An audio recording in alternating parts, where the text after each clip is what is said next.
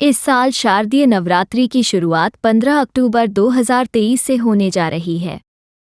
इसका समापन 24 अक्टूबर को होगा।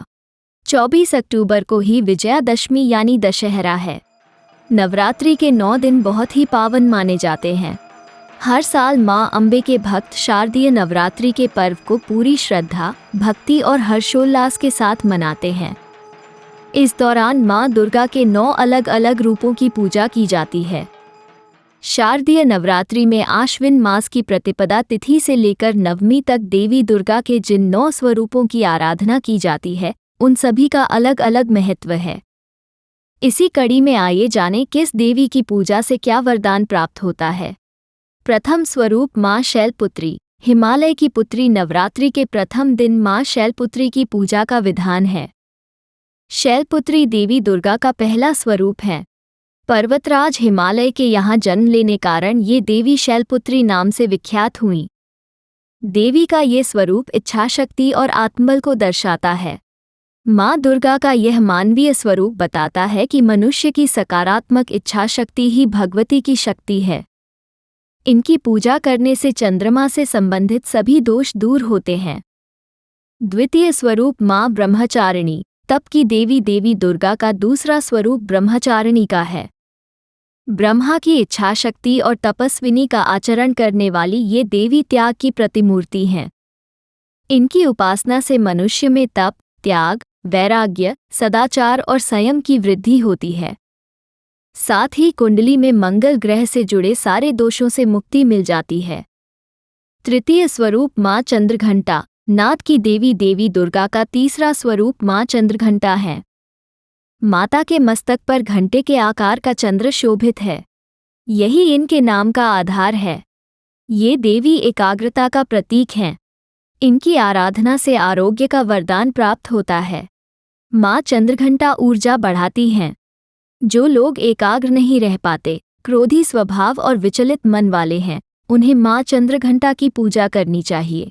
चतुर्थ स्वरूप माँ कूष्मांडा, जननी स्वरूपा। जगत जननी माँ जगदम्बे के चौथे स्वरूप का नाम कूष्मांडा है। देवी का ये स्वरूप ब्रह्मांड का सृजन करता है। अपनी मंद, हल्की हंसी द्वारा ब्रह्मांड को उत्पन्न करने के कारण इनका नाम कूष्मांडा पड़ा। माँ कूष्मांडा नवीनता का प्रतीक हैं और सृजन की शक्ति हैं। अपनी लौकिक परलौकिक उन्नति चाहने वालों को कूष्मांडा माँ की उपासना जरूर करनी चाहिए। पंचम स्वरूप माँ स्कंद माता, वत्सला स्वरूप। नवरात्रि के 5वें दिन माँ स्कंद माता की पूजा होती है। भगवान स्कंद यानी कार्तिकेय की माता होने के कारण ये स्कंद माता कहलाती हैं। स्कंद माता भक्तों की समस्त इच्छाओं की पूर्ति करती हैं। इन्हें मोक्ष के द्वार खोलने वाली माता के रूप में पूजा जाता है। देवी का ये स्वरूप चित्त में शीतलता और दया भरने वाला है। षष्ठम स्वरूप माँ कात्यायनी, ऋषि पुत्री, वीरांगना स्वरूप। नवरात्रि की षष्ठी तिथि देवी कात्यायनी को समर्पित है।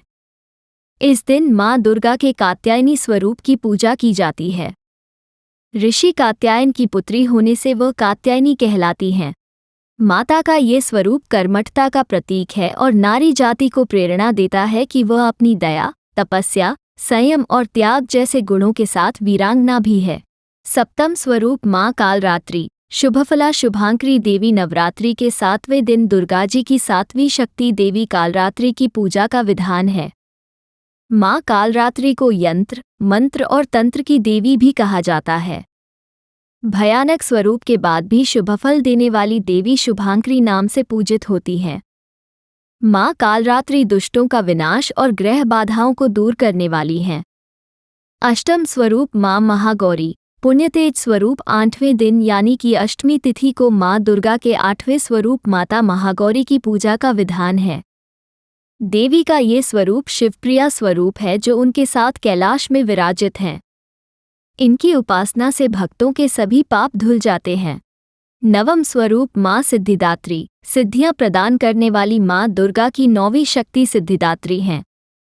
ये सभी सिद्धियों की अधिष्ठाता हैं। ये सभी प्रकार की सिद्धियों को प्रदान करने वाली हैं। इनकी उपासना के बाद भक्तों की सभी मनोकामनाएं पूर्ण हो जाती हैं। कहा जाता है कि वीर हनुमान को मां सिद्धिदात्री की कृपा से ही 8 सिद्धियां और 9 निधियों का वरदान प्राप्त हुआ था।